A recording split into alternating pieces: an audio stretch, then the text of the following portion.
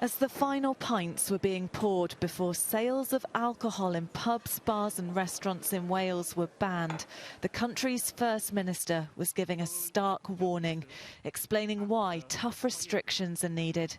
We are now experiencing an unmistakable rise in coronavirus once again.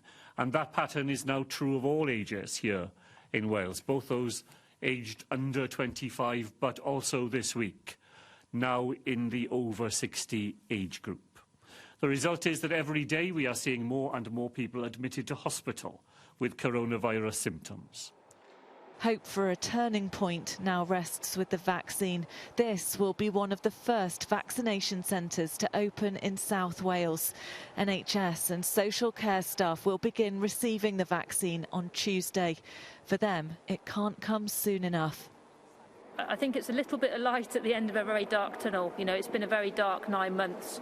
It's less than a month since businesses were welcoming people back after the 17-day so-called firebreaker lockdown in Wales.